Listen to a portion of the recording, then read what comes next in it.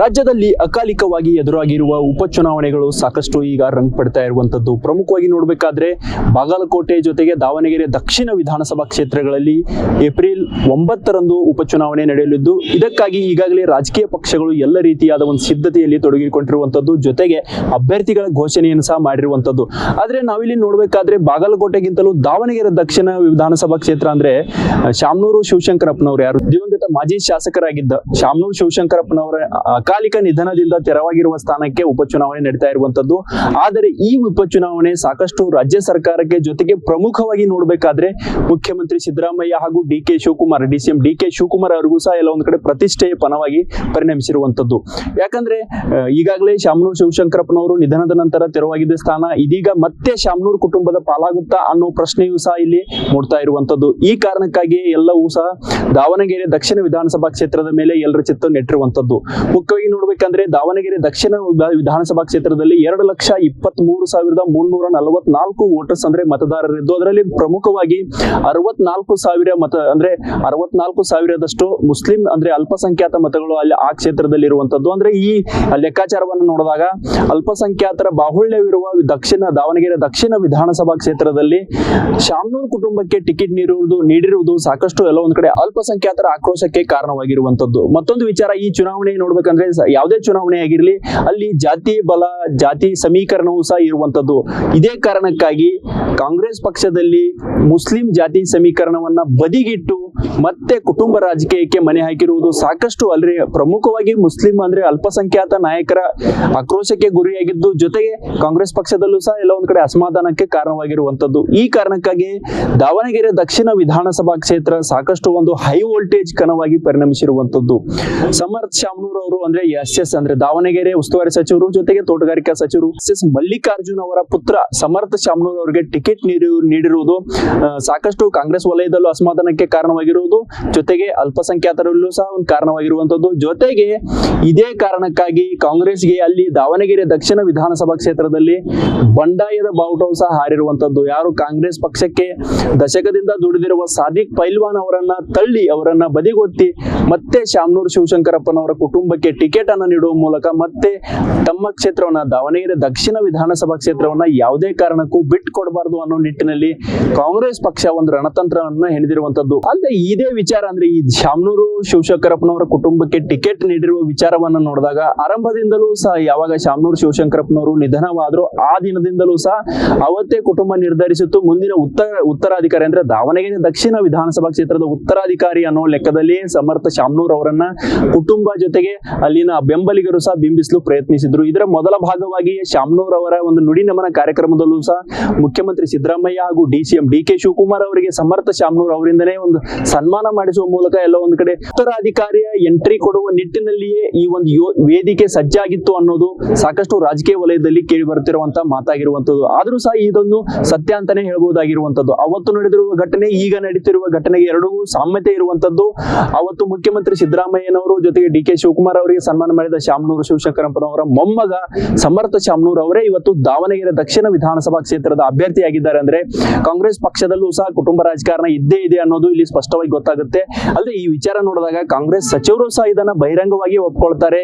ಕುಟುಂಬ ರಾಜಕಾರಣ ಯಾವ ಪಕ್ಷದಲ್ಲಿ ಇಲ್ಲ ಅನ್ನೋ ನಿಟ್ಟಿನಲ್ಲಿಯೂ ಸಹ ನಿನ್ನೆ ಅಷ್ಟೇ ಸಚಿವ ಸತೀಶ್ ಜಾರಕಿಹೊಳಿ ಅವರು ಸಹ ಈ ಒಂದು ವಿಚಾರವನ್ನ ತಮ್ಮ ಸಮರ್ಥನೆಗೆ ಎಳೆದಿದ್ರು. ಬಿಜೆಪಿಯಲ್ಲಿ ಕುಟುಂಬ ರಾಜಕಾರಣ ಇದೆ, ಎಲ್ಲದಲ್ಲೂ ಕುಟುಂಬ ರಾಜಕಾರಣ ಇದೆ ಅನ್ನೋ ನಿಟ್ಟಿನಲ್ಲಿ ಸಚಿವ ಸತೀಶ್ ಜಾರಕಿಹೊಳಿ ಅವರು ಹೇಳಿರುವಂತದ್ದು. ಆದ್ರೆ ಈ ಒಂದು ವಿಚಾರ ನೋಡಿದಾಗ ಕುಟುಂಬ ರಾಜಕೀಯವನ್ನ ಬದಿಗೊಟ್ಟಿ ವಿಚಾರವನ್ನು ನೋಡಿದಾಗ ಕಾಂಗ್ರೆಸ್ ಪಕ್ಷಕ್ಕೆ ಅಲ್ಲಿ ಗೆಲುವು ಅತ್ಯಂತ ಮುಖ್ಯವಾಗಿರುವಂತದ್ದು. ಒಂದು ವೇಳೆ ಅಂದ್ರೆ ದಾವಣಗೆರೆ ದಕ್ಷಿಣ ವಿಧಾನಸಭಾ ಕ್ಷೇತ್ರ ತಮ್ಮ ಕೈ ತಪ್ಪಿದ್ರೆ ಬಿಜೆಪಿ ಪಾಲಾದ್ರೆ ಮುಂದಿನ ದಿನಗಳಲ್ಲಿ ಮತ್ತಷ್ಟು ಕಠಿಣ ದಿನಗಳು ಎದುರಾಗುತ್ತವೆ, ಕಾಂಗ್ರೆಸ್ ಕೋಟೆ ಛಿದ್ರವಾಗುತ್ತೆ ಅನ್ನೋ ನಿಟ್ಟಿನಲ್ಲಿ ಕಾಂಗ್ರೆಸ್ ಹೈಕಮಾಂಡ್ ಈ ಒಂದು ಲೆಕ್ಕಾಚಾರವನ್ನ ಹಾಕಿದೆ ಎನ್ನಲಾಗ್ತಾ ಇದೆ. ಅಲ್ಲದೆ ಇನ್ನೊಂದು ವಿಚಾರವನ್ನು ನೋಡಿದಾಗ ಈ ಟಿಕೆಟ್ ಹಂಚಿಕೆ ಗೊಂದಲದ ವಿಚಾರದಲ್ಲಿ ನೋಡಿದಾಗ ಸಾಕಷ್ಟು ಗೊಂದಲ ಇತ್ತು. ಆದ್ರೂ ಸಹ ಕಾಂಗ್ರೆಸ್ ಪಕ್ಷದ ಒಂದು ಹೈಕಮಾಂಡ್ಗೆ ಸಡ್ಡು ಹೊಡೆದಂತ ನಿಟ್ಟಿನಲ್ಲಿ ಸಮರ್ಥ ಶಾಮನೂರ್ ಅವರು ತಾಯಿಯ ಜೊತೆ ತೆರಳಿ ನಾಮಪತ್ರವನ್ನ ಸಲ್ಲಿಸಿದ್ರು. ಜೊತೆಗೆ ಅವರು ಹೇಳಿದ್ರು ಇದೊಂದು ಮುಂಜಾಗ್ರತಾ ಕ್ರಮವಾಗಿ ನಾಮಪತ್ರವನ್ನ ಸಲ್ಲಿಕೆ ಮಾಡ್ತಾ ಇದೀವಿ ಅನ್ನೋ ನಿಟ್ಟಿನಲ್ಲಿ ಹೇಳಿದ್ರು. ಆದ್ರೆ ಬಂಡಾಯದ ಬಿಸಿಯ ನಡುವೆಯೂ ಅಲ್ಪಸಂಖ್ಯಾತರ ಟಿಕೆಟ್ ಬೇಡಿಕೆಯ ನಡುವೆಯೂ ಶಾಮನೂರು ಶಿವಶಂಕರಪ್ಪನವರ ಕುಟುಂಬವು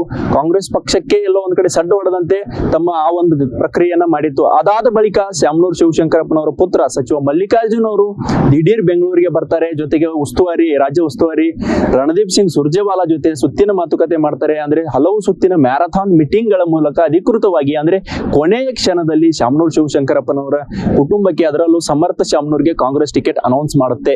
ಆದ್ರೆ ಈ ಟಿಕೆಟ್ ಅನೌನ್ಸ್ ಹಿಂದಿನ ಲೆಕ್ಕಾಚಾರವನ್ನು ನೋಡಿದಾಗ ಇಲ್ಲಿ ಈ ಟಿಕೆಟ್ ಅಂದ್ರೆ ದಾವಣಗೆರೆ ದಕ್ಷಿಣ ವಿಧಾನಸಭಾ ಕ್ಷೇತ್ರದ ವಿಚಾರದಲ್ಲಿ ನೋಡಿದಾಗ ಪ್ರಮುಖವಾಗಿ DCM ಜೊತೆಗೆ CM ಅವರಿಗೂ ಸಹ ಇದು ಸಾಕಷ್ಟು ಒಂದು ಸವಾಲಾಗಿ ಪರಿಣಮಿಸಿರುವಂತದ್ದು. ಒಬ್ರು CM ಅವರು ಒಬ್ಬ ಸಚಿವರನ್ನ CM ಅವರು ತಮ್ಮತ್ತ ಸೆಳೆದುಕೊಳ್ಳುವ ನಿಟ್ಟಿನಲ್ಲಿ ಪ್ರಯತ್ನ ಮಾಡಿದ್ರೆ, DCM ಅವರು ತಮ್ಮತ್ತ ಉಳಿಸಿಕೊಳ್ಳುವ ನಿಟ್ಟಿನಲ್ಲಿ ಸಚಿವರನ್ನ ಉಳಿಸಿಕೊಳ್ಳುವ ನಿಟ್ಟಿನಲ್ಲಿ ಪ್ರಯತ್ನ ಮಾಡ್ತಾ ಇರುವಂತದ್ದು. ಹೀಗಾಗಿ ಅಲ್ಪಸಂಖ್ಯಾತರು ಬಾಹುಳ್ಯವಿರುವ ಅಂದ್ರೆ ಮುಸ್ಲಿಂ ಪ್ರಾಬಲ್ಯವಿರುವ ಕ್ಷೇತ್ರದಲ್ಲಿ ಮತ್ತೆ ಕುಟುಂಬ ರಾಜಕೀಯಕ್ಕೆ ಜೊತೆಗೆ ಶಾಮನೂರು ಕುಟುಂಬಕ್ಕೆ ಟಿಕೆಟ್ ನೀಡುವುದು ಅಲ್ಪಸಂಖ್ಯಾತರಿಗೆ ಸಾಕಷ್ಟು ಕೆಂಗನಿಗೆ ಗುರಿಯಾಗಿರುವಂತದ್ದು. ಈ ಕಾರಣಕ್ಕಾಗಿ ಅಲ್ಲಿ ಸಾದಿಕ್ ಪೈಲ್ವಾನ್ ಅವರು ನಾಮಿನೇಷನ್ ಅನ್ನ ಮಾಡಿದ್ದಾರೆ. ಜೊತೆಗೆ ಕಾಂಗ್ರೆಸ್ ಅನ್ನ ಸೋಲಿಸ್ತೀನಿ ಅನ್ನೋ ನಿಟ್ಟಿನಲ್ಲಿ ಒಂದು ಶಪಥವನ್ನ ತೊಟ್ಟಿದ್ದಾರೆ. ಇದರ ಲಾಭ ಯಾರಿಗೆ ಆಗುತ್ತೆ ಅನ್ನೋದು ಸಹ ಸಾಕಷ್ಟು ಒಂದು ಪ್ರಶ್ನೆಯಾಗಿರುವಂತದ್ದು. ದಾವಣಗೆರೆ ದಕ್ಷಿಣ ವಿಧಾನಸಭಾ ಕ್ಷೇತ್ರದಲ್ಲಿ ಜಾತಿವಾರು ಸಮೀಕರಣ ಜೊತೆಗೆ ಜಾತಿವಾರು ಲೆಕ್ಕಾಚಾರವನ್ನು ನೋಡಿದಾಗ ನಮಗೆ ಅರ್ಥವಾಗುತ್ತೆ. 37,845 ಅಂದ್ರೆ ಇಷ್ಟು ಲಿಂಗಾಯತ ಮತಗಳು ದಾವಣಗೆರೆ ದಕ್ಷಿಣ ವಿಧಾನಸಭಾ ಕ್ಷೇತ್ರದಲ್ಲಿ ಇರುವಂತದ್ದು. ಜೊತೆಗೆ 31,729 ಮತಗಳು ಅಂದ್ರೆ ST ಸಮುದಾಯಕ್ಕೆ ಸೇರಿರುವ ಮತಗಳು ಸಹ ದಾವಣಗೆರೆ ದಕ್ಷಿಣ ವಿಧಾನಸಭಾ ಕ್ಷೇತ್ರದಲ್ಲಿ ಇರುವಂತದ್ದು.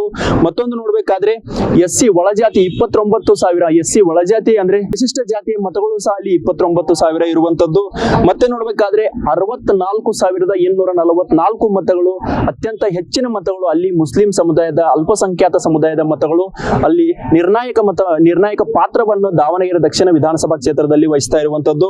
ಮತ್ತೊಂದು ನೋಡಿದ್ರೆ 16,854 ಅಂದ್ರೆ ಇಷ್ಟು ಜನಸಂಖ್ಯೆಯು ಸಹ ಕುರುಬ ಸಮುದಾಯದಲ್ಲಿ ಇರುವಂತದ್ದು. ಅಲ್ಲದೆ 14,868 ಮತಗಳು ಸಹ ಮರಾಠ ಸಮುದಾಯದ ಇರುವಂತದ್ದು. ಅಂದ್ರೆ ದಾವಣಗೆರೆ ದಕ್ಷಿಣ ವಿಧಾನಸಭಾ ಕ್ಷೇತ್ರದಲ್ಲಿ ಮರಾಠ ಸಮುದಾಯ ಸಹ ತನ್ನದೇ ಆದ ರೀತಿಯಲ್ಲಿ ಒಂದು ಮತ ಬ್ಯಾಂಕ್ ಅನ್ನ ಉಳಿಸಿಕೊಂಡಿರುವಂತದ್ದು. ಅಲ್ಲದೆ ಇತರರು 23,000 ಜೊತೆಗೆ ಜೈನರು 5,000 ಚಿಲ್ಲರೆ ಅಂದ್ರೆ ಇಷ್ಟು ಮತಗಳನ್ನ ಹೊಂದಿರುವ ದಾವಣಗೆರೆ ದಕ್ಷಿಣ ವಿಧಾನಸಭಾ ಕ್ಷೇತ್ರದಲ್ಲಿ ಅಲ್ಪಸಂಖ್ಯಾತರು ತಮ್ಮದೇ ಆದ ನಿಟ್ಟಿನಲ್ಲಿ ಬೃಹತ್ ವೋಟ್ ಬ್ಯಾಂಕ್ ಅನ್ನ ಹೊಂದಿದ್ದಾರೆ. ಆದರೆ ಕಾಂಗ್ರೆಸ್ ಎಲ್ಲೋ ಒಂದು ಕಡೆ ಅಲ್ಪಸಂಖ್ಯಾತರಿಗೆ ಟಿಕೆಟ್ ನೀಡದೆ ಎಲ್ಲೋ ಒಂದು ಕಡೆ ಅವರಿಗೆ ಅನ್ಯಾಯ ಮಾಡ್ತಾ ಎಂಬ ಪ್ರಶ್ನೆಯೂ ಸಹ ಇಲ್ಲಿ ಮೂಡ್ತಾ ಇರುವಂತದ್ದು. ಹೀಗಾಗಿಯೇ ಕಾಂಗ್ರೆಸ್ ವಿರುದ್ಧ ಅಲ್ಪಸಂಖ್ಯಾತರು ಸಿಡಿದೆದ್ದಿರುವಂತದ್ದು, ಬಂಡಾಯದ ಬಾವುಟವನ್ನ ಹಾರಿಸಿರುವಂತದ್ದು, ಶಾಮನೂರು ಕುಟುಂಬಕ್ಕೆ ಸೋಲಿನ ರುಚಿ ತೋರಿಸ್ತೀವಿ ಅನ್ನೋ ನಿಟ್ಟಿನಲ್ಲಿ ಶಪಥ ಮಾಡಿರುವಂತದ್ದು ಸಾಕಷ್ಟನ್ನು ನೋಡಿದ್ರೆ ಕಾಂಗ್ರೆಸ್ ಪಕ್ಷದ ಹಿರಿಯ ನಾಯಕರಿಗೆ, ಅದರಲ್ಲೂ ಹೈಕಮಾಂಡ್ಗೂ ತಲೆನೋವಾಗಿತ್ತು. ಜೊತೆಗೆ ಇದೀಗ ಕಾಂಗ್ರೆಸ್ ಮುಖ್ಯಮಂತ್ರಿಗಳಾಗಿರ್ಬಹುದು, DCM ಆಗಿರ್ಬಹುದು, ಜೊತೆಗೆ ಅಲ್ಲಿನ ಉಸ್ತುವಾರಿ ಸಚಿವರಾಗಿರ್ಬಹುದು, ಎಲ್ಲರಿಗೂ ಸಹ ಇದೊಂದು ಸಾಕಷ್ಟು ಒಂದು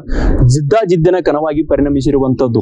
ಒಟ್ಟಾರೆಯಾಗಿ ನೋಡಬೇಕಾದ್ರೆ ದಾವಣಗೆರೆ ದಕ್ಷಿಣ ವಿಧಾನಸಭಾ ಕ್ಷೇತ್ರದಲ್ಲಿ ಈ ಬಾರಿ ಯಾರ ಕೈ ಮೇಲಾಗುತ್ತದೆ ಅನ್ನೋದಕ್ಕಿಂತಲೂ ಕಾಂಗ್ರೆಸ್ ಪಕ್ಷಕ್ಕೆ ಎಷ್ಟು ಮತಗಳು, ಯಾವ ಸಮುದಾಯದ ಆಶೀರ್ವಾದ ಕಾಂಗ್ರೆಸ್ ಪಕ್ಷದ ಮೇಲೆ ಉಳಿಯುತ್ತೆ ಅನ್ನೋದು ಸಹ ಸಾಕಷ್ಟು ಇಲ್ಲಿ ಪ್ರಶ್ನೆಯಾಗಿರುವಂತದ್ದು. ಅಲ್ಲದೆ ಅಲ್ಪಸಂಖ್ಯಾತ ಮತಗಳು ಇಲ್ಲಿ ನಿರ್ಣಾಯಕವಾಗಿರುವುದರಿಂದ ಅಲ್ಪಸಂಖ್ಯಾತ ಮತಗಳು ಯಾವ ರೀತಿಯಾಗಿ ಛಿದ್ರವಾಗುತ್ತವೆ, ಎಲ್ಲೋ ಒಂದ್ ಕಡೆ ಬಿಜೆಪಿ ಅತ್ತ ವಾಲ್ತವ ಅನ್ನೋ ಪ್ರಶ್ನೆಯೂ ಸಹ ಇಲ್ಲಿ ಮೂಡ್ತಾ ಇರುವಂತದ್ದು. ಯಾಕಂದ್ರೆ ಈಗಾಗಲೇ ಯಾವಾಗ ಟಿಕೆಟ್ ನಿರಾಕರಿಸಿತೋ ಅದಾದ ಕ್ಷಣದಿಂದಲೇ ಕಾಂಗ್ರೆಸ್ ಅನ್ನ ತೊರೆದು ಬಿಜೆಪಿ ಅತ್ತ ಅಲ್ಪಸಂಖ್ಯಾತ ಮುಖಂಡರು ಸಹ ಮುಖ ಮಾಡ್ತಾ ಇರುವಂತದ್ದು.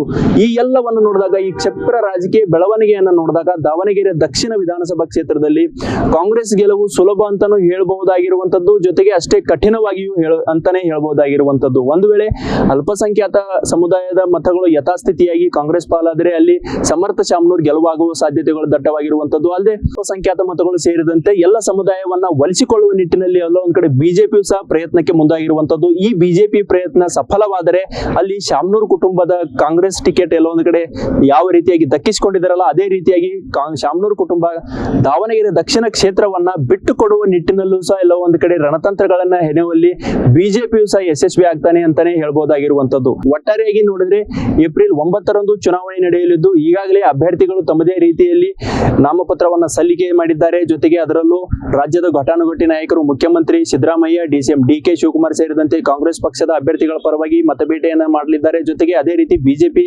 ಅಭ್ಯರ್ಥಿಗಳ ಪರವಾಗಿಯೂ ಸಹ ವಿಪಕ್ಷ ನಾಯಕ ಆರ್ ಅಶೋಕ್ ಸೇರಿದಂತೆ ರಾಜ್ಯಾಧ್ಯಕ್ಷ ವಿಜಯೇಂದ್ರ ಇವರೆಲ್ಲರೂ ಸಹ ಮತಬೇಟೆಗಿಳಿಯಲಿದ್ದಾರೆ. ಮುಖ್ಯವಾಗಿ ನೋಡಬೇಕಾದ್ರೆ ಇದು ಚುನಾವಣೆ, ದಾವಣಗೆರೆ ವಿಧಾನಸಭಾ ಚುನಾವಣೆ, ದಕ್ಷಿಣ ವಿಧಾನಸಭಾ ಚುನಾವಣೆ, ಇಬ್ಬರು ನಾಯಕರಿಗೂ ಸಹ ಪ್ರತಿಷ್ಠೆಯ ಪರವಾಗಿ ಪರಿಣಮಿಸಿರುವಂತದ್ದು. ಒಂದು ವೇಳೆ ದಾವಣಗೆರೆ ದಕ್ಷಿಣ ವಿಧಾನಸಭಾ ಎಲ್ಲೊಂದ್ ಕಡೆ ಗೆದ್ರೆ ಡಿ ಕೆ ಶಿವಕುಮಾರ್ ಅವರಿಗೆ ಸಿಹಿ ಸುದ್ದಿ ಸಿಗುತ್ತಾ ಅನ್ನೋ ಮಾತುಗಳು ಸಹ ಕಾಂಗ್ರೆಸ್ ವಲಯದಲ್ಲಿ ಕೇಳ್ತಾ ಇರುವಂತದ್ದು. ಅದೇ ರೀತಿ ಬಾಗಲಕೋಟೆ ಚುನಾವಣೆಯು ಸಹ ಸಾಕಷ್ಟು ಕಾಂಗ್ರೆಸ್ ಪಕ್ಷಕ್ಕೆ ಅಂದ್ರೆ ತೀವ್ರ ಜಿದ್ದಾಜಿದ್ದಿನ ಕಣವಾಗಿ ಪರಿಣಮಿಸಿರುವಂತದ್ದು. ಈ ಎರಡು ವಿಧಾನಸಭಾ ಕ್ಷೇತ್ರಗಳಲ್ಲಿ ಯಾರ ಕೈ ಮೇಲಾಗಲಿದೆ ಅನ್ನೋದು ಸಹ ಸಾಕಷ್ಟು ಒಂದು ಕುತೂಹಲಕಾರಿ ವಿಚಾರವಾಗಿರುವಂತದ್ದು. ನಿರಂತರ ಅಪ್ಡೇಟ್ಸ್ ಗಳಿಗಾಗಿ ನೋಡ್ತಾ ಇರಿ ಪ್ರತಿಧ್ವನಿ ನ್ಯೂಸ್. ಹೆಚ್ಚಿನ ವಿಡಿಯೋಗಳಿಗೆ ಪ್ರತಿಧ್ವನಿ ಯೂಟ್ಯೂಬ್ ಚಾನೆಲ್ ಸಬ್ಸ್ಕ್ರೈಬ್ ಮಾಡಿ, ಬೆಲ್ ಐಕಾನ್ ಕ್ಲಿಕ್ ಮಾಡಿ.